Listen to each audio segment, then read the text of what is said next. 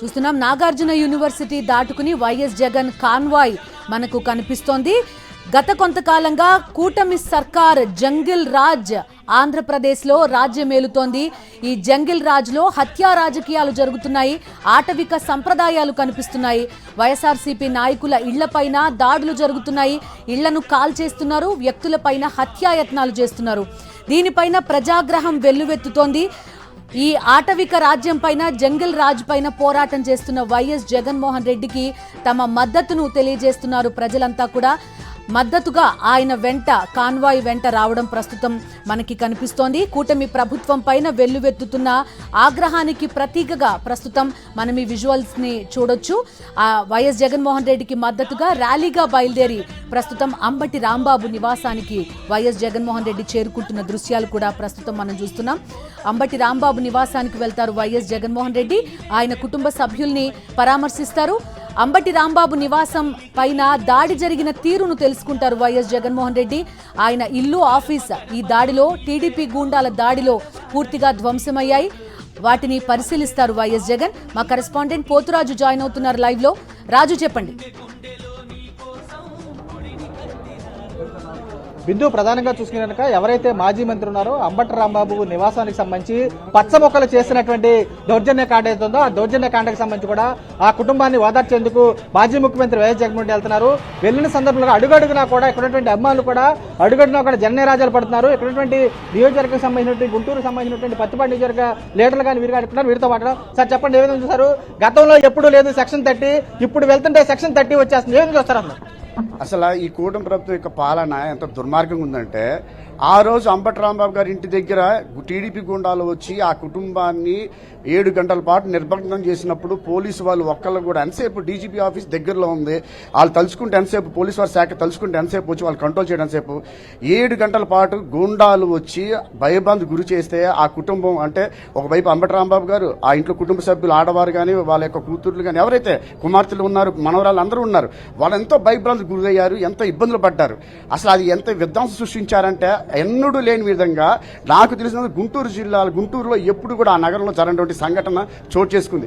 ఈ కూటమి ప్రభుత్వం ఏమాత్రం అంటే పాలనంతా పక్కన పెట్టుబడి ఓన్లీ వీళ్ళు చేస్తున్న ఏంటంటే అంటే ఓన్లీ రెడ్ బుక్ రాజ్యాంగం. ఎవరైతే గట్టిగా మాట్లాడతారో వాళ్ళ మీద అటాక్ చేయటం, లేదంటే వాళ్ళ మీద కేసులు పెట్టి బనాయించి వాళ్ళ లోపల పెట్టడం, లేదంటే ఇది ఇంకొంచెం నెక్స్ట్ లెవెల్. అంబటి రాంబాబు గారి విషయం అయితే ఆయన మరీ నెక్స్ట్ లెవెల్ ఏంటంటే ఆయన లోపలికి, అంటే ఇంటి మీద కూడా దాడి చేసి దగ్గర ఒక 1000 మంది, అది కూడా ఎమ్మెల్యే వారి ఆధ్వర్యంలో, గల్లామాధవ్ గారి ఆధ్వర్యంలో, అది అందరూ మన మీడియా వాళ్ళందరూ కూడా చూస్తూనే ఉంది, అందరూ చూశారు కూడాను.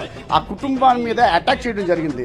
ఇది మనం ఏ విధంగా అంటే, మీరు ప్రజలకి ఏం అసలు ఆదర్శం చూస్తారు, లేదనుకుంటే అసలు మీరేమి నినాదం చూపుతున్నారు అంటే ఏంటి? ఫ్యూచర్లో ఎప్పుడైనా సరే ఇలాంటి సంఘటనలు ఏం జరిగినప్పుడు రేపు వైఎస్ఆర్ కాంగ్రెస్ పార్టీ వస్తే ఇలా చేయమని చెప్తున్నారా, లేదంటే ఎవరైనా సరే అంటే అంబటి రాంబాబు గారు తాపకుండా మీరు జోగి రమేష్ గారి ఇంటి మీద కూడాను పెట్రోల్ బాంబులు వేస్తారు.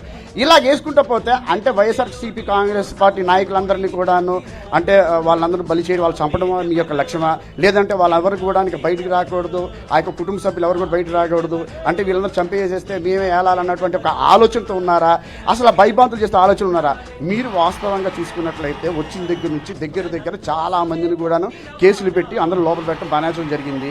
కానీ ఇప్పటి వరకు మీరు పెట్టినటువంటి ఆంక్షలు, అది కూటమి ప్రభుత్వం ఈ రోజు కూడా ఆంక్షలు అంటే జగన్ గారి పర్యటన ఎవరైనా పరామర్శించడానికి వెళ్తే చాలు సెక్షన్లు గుర్తుకు వచ్చేస్తాయి. మరి ఆ రోజు అంబటి రాంబాబు గారి ఇంటి మీదకి దాడిగా వెళ్ళినటువంటి యొక్క టీడీపీ గుండాలు ఎవరైతే ఉన్నారో ఆ రోజు మరి మీకు సెక్షన్లు గుర్తు రాలేదా? ఆ రోజు ఎంతసేపు మీరు కంట్రోల్ చేయటం? నిజం చెప్పాలనుకుంటే ఆ రోజు పొద్దున కూడాను అంబటి రాంబాబు గారు గుడికి వెళ్తున్నప్పుడు ఆ దారిలో టీడీపీ గుండాలు అందరూ కూడా, అందరు నాయకులు అవచ్చు, గుండాలు ఎవరైనా అవచ్చు, వాళ్ళు కర్రలతో నిలబడితే పోలీసు వారు వీస్తూ చూస్తుంటే పోయారే తప్ప. చెప్పండి, మీరు ఏం చూస్తారు? రెడ్ బుక్ రాజ్యాంగంపై ప్రజల నుంచి తీవ్ర వ్యతిరేకత ఎదురైందంటారు ఇప్పుడు?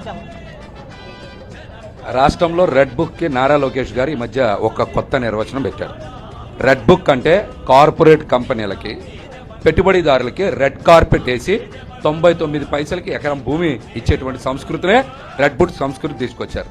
మొన్నటి వరకు రెడ్ బుక్ సంస్కృతి అంటే ఆయన వైఎస్ఆర్సీపీ పార్టీ నాయకుల మీద, కార్యకర్తల మీద, ప్రజాప్రతినిధుల మీద, మాజీ మంత్రుల మీద అక్రమంగా కేసులు బనాయించి లోపల వేసే సంస్కృతికి, పగా ప్రతీకారాలు తీర్చుకోవడానికి అధికారంలోకి వచ్చిన తర్వాత రెడ్ బుక్ పేరుతో రాష్ట్రంలో అరాచకం సృష్టించినటువంటి నారా లోకేష్ గారు ఇప్పటికైనా కళ్ళు తెరవాలి. మీరు గత వారం రోజుల నుంచే 3 మాజీ మంత్రుల మీద, 2 ఎమ్మెల్యేల మీద మా ఎంపీల మీద మీరు దాడులు చేసే సంస్కృతిని రాష్ట్ర వ్యాప్తంగా కాదు దేశంలో ఉన్నటువంటి ప్రజలందరూ కూడా చూసి నివ్వెరబోతా ఉన్నారు. ఈరోజు రాష్ట్రంలో కొత్త సంస్కృతి వచ్చింది.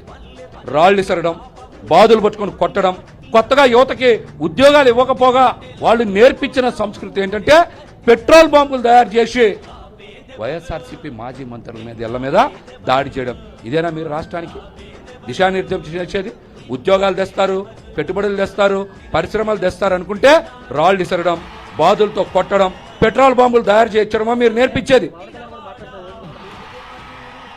ఖచ్చితంగా పవన్ కళ్యాణ్ గారికి ఆయన ప్రశ్నించే గొంతుకు కాదు, ఆయన ఎప్పుడో మారిపోయాడు. ఆయన కూటమిలో ఎప్పుడైతే పొత్తు పెట్టుకున్నారో ప్రశ్నించడం అనేటువంటి మాటకే అర్థం మర్చిపోయినటువంటి వ్యక్తి ఆయన. ఈ రోజున ప్రశ్నించడం లేదనే కదా ఆయన్ని అధికారంలోకి వచ్చిన తర్వాత నిన్న మరి ఒక మహిళా అడ్వకేట్ రజనీ గారు కూడా వ్యతిరేకించి మరి పదవికి రాజీనామా చేశారు. చెప్పండి, ఏ విధంగా చూస్తారు ఇలాంటి దాడులు? ఏ విధంగా చూస్తారు? అసలు గుంటూరులో ఇలాంటి సంస్కృతి ఎప్పుడు చూసారు? కొత్త బెస్సుగాడు పొద్దారెడని లోకేష్కి అధికారం చేపట్టేసరికి ఒక రకంగా చెప్పాలంటే కళ్ళు నెత్తికొచ్చాయనే చెప్పాలి. ఎందుకంటే అధికార మతంలో చాలా విషయాలు తెలియట్లా. ఇప్పటికీ ఆల్రెడీ గుచ్చుకోవాల్సిన వరకు గుచ్చుకుంది. ఇప్పుడు కానీ ఎలక్షన్కి వెళ్తే 10వ పరకు వచ్చే పరిస్థితికి వచ్చేసారు. ఇక ఈ 10 పరకు కూడా అవసరం లేదనుకునే స్థితికి ఏమన్నారంటే ప్రజలు మనకెటు ఓటేయరు, అవకాశం వచ్చింది 5 ఏళ్ళు, ఇంకా 2 సంవత్సరాలు ఉంది, అవకాశం ఉన్నంత వరకు పోగేసుకుందాం, అవసరం ఉన్నంత వరకు కొడదాం, తిడదాం, నరుకుదాం, చంపుదాం, ఇదే కాన్సెప్ట్లో ఎదురుకెళ్తా ఉన్నారు. కానీ నేర్చుకోవాల్సింది ఏంటంటే రేపు భవిష్యత్తు ఏంటి? ఇవాళ మీరు టీడీపీ కార్యకర్తలను రెచ్చగొట్టి ఎదరికి తీసుకెళ్తా ఉన్నారు, కానీ వాళ్ళ కేసులు అయితే వాళ్ళ పరిస్థితులు ఏంటి? వాళ్ళ కార్యకర్తలు కూడా ఆలోచించాల్సిన అవసరం ఉంది. ఇవాళ రెచ్చగొడతారు, రేపు మీ జోలు కూడా పట్టించుకోరు. నాకైతే అర్థమవుతున్నది అది. కాబట్టి అంతా శాంతియుతంగా పరిపాలన చేస్తే చాలా బాగుండేది. కానీ ఇవాళ దుర్మార్గంగా, నీచంగా పోలీసులను అడ్డుపెట్టి, ఇదే పోలీసులను కనుక ఆ రోజు అంబటి రాంబాబు గారి ఇంటి మీద దగ్గర పెట్టుంటే, జగన్ గారి కోసం పెట్టిన ఇంతమంది జనాలు సగం మందిని పోలీసులు అక్కడ పెట్టినా కనీసం గొడవలు జరిగాయి కాదు, ఈ పరిస్థితి ఉండేది కాదు. ఇవాళ జగన్ గారు పరామర్శకు వచ్చాల్సిన అవసరం కూడా ఉండేది కాదు. కానీ ఇవన్నీ వదిలేసి రాష్ట్రంలో పాలనంతా గాలికి వదిలేసి ఇవాళ చేస్తున్న దుశ్చర్యలందరూ కూడా రాష్ట్ర ప్రజలు చూస్తా ఉన్నారు. తగుబుద్ధి ఖచ్చితంగా చెప్తారండి. జగన్మోహన్ రెడ్డి గారు వస్తుంటేనే సెక్షన్లు గుర్తొచ్చేస్తున్నాయి, జనాలు చూసి ఆపాలని చూస్తున్నారు. అయినా కానీ జనసంద్రంలాగా ఉంది గుంటూరు జిల్లా. ఏమని చూస్తారు? నేను అనేది అణిచివేత నుంచి ప్రభంజనం ఏ రకంగా ఉంటుందని జగన్మోహన్ రెడ్డి గారి నిదర్శనం. నా ఫస్ట్ నుంచి ఆయన మీద కేసులు పెట్టిన దగ్గర నుంచి అణిచివేతకు గురి కాబడ్డాడు జగన్మోహన్ రెడ్డి గారు. 16 నెలలు జైల్లో పెడితే దాన్ని మొదలు పెట్టిన తర్వాత అణిచివేతను వేయాలని చూస్తే ఒక మనిషిని ఎలా ప్రభంజనంగా మారతారో జగన్మోహన్ రెడ్డి గారి నిదర్శనం. ఇవాళ అలసాలను చూసినా, ఏం చేయాలని చూసినా జగన్మోహన్ రెడ్డి గారి లెక్క వేరే. అది వేరే ఎప్పుడు తెలుద్దంటే మళ్ళీ 19 నుంచి 29లో తేలిద్దండి. కూడా వీరంతా కూడా ఒకటే స్పష్టం కనపడుతుంది. పూర్తిగా కూటమి ప్రభుత్వానికి సంబంధించి కూడా అడుగడుగునా కూడా ప్రజల నుంచి కూడా వ్యతిరేకత వ్యక్తం అవుతుంది. చూస్తే కనుక రెడ్ బుక్ పాలనలో కూడా యథేచ్ఛగా అరాచక పాలన, ఆటవిక పాలన, జంగిల్ పాలన కూడా చేస్తారని చెప్పి వీరు కూడా ఆగ్రహం వ్యక్తం చేసిన పరిస్థితి కూడా కనపడుతుంది. వావర్తి స్టూడియో.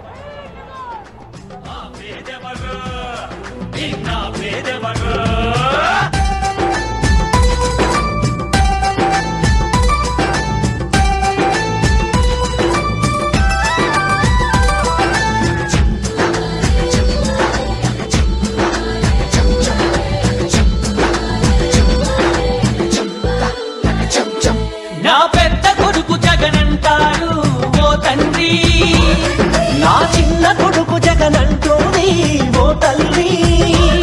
ప్రతి తండ్రికి నీవే పెద్ద కొడుకువయ్యా, ప్రతి తల్లికి నీవే చిన్న కొడుకువయ్యా. గడప గడపలో నీ పేరు, వాడవాడలో నీ కోరు, పల్లె పల్లెలో పాపము నీవని ఒడిని పట్టినారు. గుండెలో నీ కోసం గుడిని కట్టినారు. ఆ పేదెవరు, నిన్న పేదెవరు?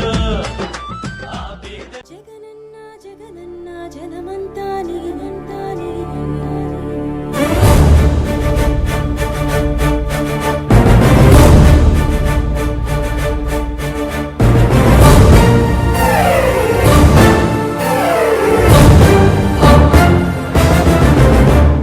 జగనన్న జగనన్న జనమంతా నీ వెంటే. జగనన్న జగనన్న జగమంతా నీతోటే రాజన్నకు పుత్రుడవు రైతన్నకు మిత్రుడవు జగనన్న జగనన్న జనులంతా నీతోటే రాజన్నకు ప్రతిరూపం రాష్ట్రానికి నువ్వు రూపం జగనన్న జగనన్న ప్రజలంతా నీవే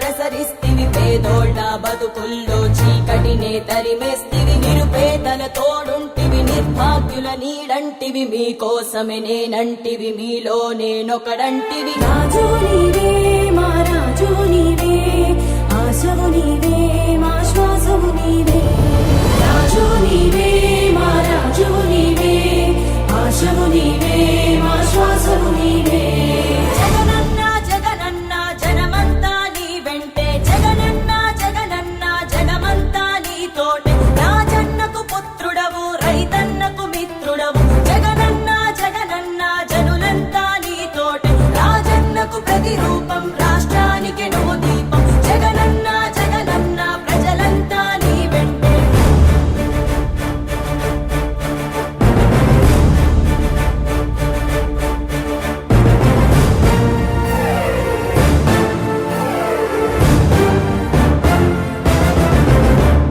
వైఎస్ఆర్ ఆశయాలు ప్రజలందరికందజేయ దీక్షలతో యాత్రలతో మీకు తోడు నేనంటివి అడ్డంకులు ఎన్నొచ్చిన ప్రజలందరి మేలు కోరి భయమెరుగక వెనుదిరుగక సమరానికి సయ్యంటివి రాజు నీవే మా రాజు నీవే ఆశవు నీవే మా శ్వాసవు నీవే రాజు నీవే మా రాజు నీవే ఆశవు నీవే మా శ్వాసవు నీవే జగనన్న జగనన్న జనమంతా నీ వెంటే జగనన్న జగనన్న జనమంతా నీతోటే రాజన్నకు పుత్రుడవు రైతన్నకు మిత్రుడవు జగనన్న జగనన్న జనులంతా నీతోటే రాజన్నకు ప్రతిరూపం రాష్ట్రానికి నువ్వు దీపం జగనన్న జగనన్న ప్రజలంతా నీ వెంటే జనులంతా నీతోటే జగమంతా నీ వెంటే జగనన్న నువ్వుంటే మేమంతా నీ వెంటే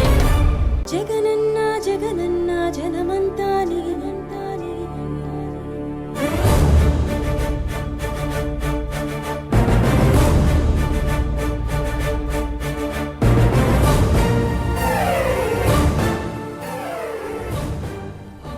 గుంటూరు బైపాస్ చేరుకుంది వైఎస్ జగన్మోహన్ రెడ్డి కాన్వాయ్ చూస్తున్నాం. జంగిల్ రాజ్ కు వ్యతిరేకంగా జనమంతా ఏకమయ్యారు. వైఎస్ జగన్మోహన్ రెడ్డికి తమ మద్దతు తెలియజేస్తున్నారు. హింసాయుత వాతావరణం, అదేవిధంగా కూటమి ప్రభుత్వ ఆటవిక దాడులకు వ్యతిరేకంగా ప్రజలంతా కూడా గళమెత్తుతున్నారు. వైఎస్ జగన్మోహన్ రెడ్డి చేస్తున్న పోరాటానికి, ఆటవిక రాజ్యానికి వ్యతిరేకంగా ఆయన చేస్తున్న పోరాటానికి తమ మద్దతును తెలియజేస్తున్నారు. పెద్ద ఎత్తున ఆయన వెంట కదిలి వచ్చి మరి ఆయనతో పాటు గుంటూరు వెళ్లడం ప్రస్తుతం మనం చూస్తున్నాం. రాష్ట్రంలో ఒక భయానక వాతావరణం సృష్టించే ప్రయత్నం చేస్తోంది కూటమి సర్కార్. ఆ వాతావరణానికి, ఆ భయానక దృశ్యాలకి సాక్షిగా నిలిచింది ఆంధ్రప్రదేశ్. దానికి వ్యతిరేకంగా పోరాటం చేస్తున్న వైఎస్ఆర్సీపీకి మద్దతుగా పెద్ద ఎత్తున జనం తరలి రావడం ప్రస్తుతం మనం చూస్తున్నాం. కాసేపటి క్రితం తాడేపల్లి నివాసం నుంచి వైఎస్ జగన్మోహన్ రెడ్డి బయలుదేరారు. అడుగడుగునా ఆంక్షలు ఉన్నప్పటికీ కూడా వైఎస్ జగన్ కు మద్దతుగా పెద్ద ఎత్తున అభిమానులు బయటకు వచ్చారు. ఆయన కాన్వాయ్ వెంట బయలుదేరి వస్తూ గుంటూరు చేరుకుంటున్నారు. మరి కాసేపట్లో మాజీ మంత్రి అంబటి రాంబాబు నివాసానికి చేరుకుంటారు వైఎస్ జగన్మోహన్ రెడ్డి. టీడీపీ పాల్పడిన హింసాయుత రాజకీయాలకి వేదికైంది అంబటి రాంబాబు నివాసం. అంబటి రాంబాబు పైన, ఆయన కుటుంబ సభ్యులపైన హత్యాయత్నం జరిగింది.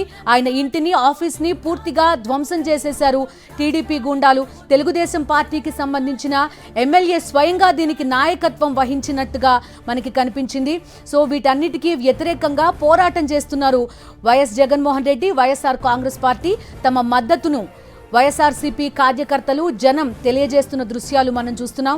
అడుగడుగున ఆంక్షలు ఉన్నప్పటికీ కూడా పెద్ద ఎత్తున వైఎస్ఆర్సీపీ అభిమానులు, జనం జగన్ వెంట తరలి వస్తూ గుంటూరు చేరుకోవడం మనకి కనిపిస్తోంది. కాసేపట్లో గుంటూరు చేరుకుంటారు వైఎస్ జగన్మోహన్ రెడ్డి. మాజీ మంత్రి అంబటి రాంబాబు కుటుంబ సభ్యుల్ని పరామర్శిస్తారు. ఆయన ఇంటిని, ఆఫీస్ని పరిశీలిస్తారు వైఎస్ జగన్మోహన్ రెడ్డి.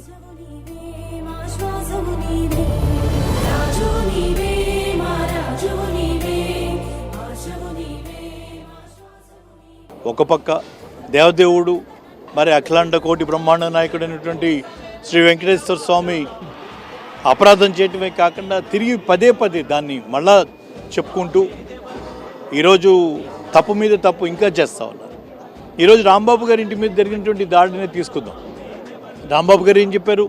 అక్కడికి వెళ్ళారు, మళ్ళీ మీరు చెప్పారు ఏదో 10%లో కల్తీ ఉన్నదన్నటువంటి మాట, ఉంటే ఉండొచ్చు అన్నటువంటి మాటను మీరేం మాట్లాడుతున్నారు?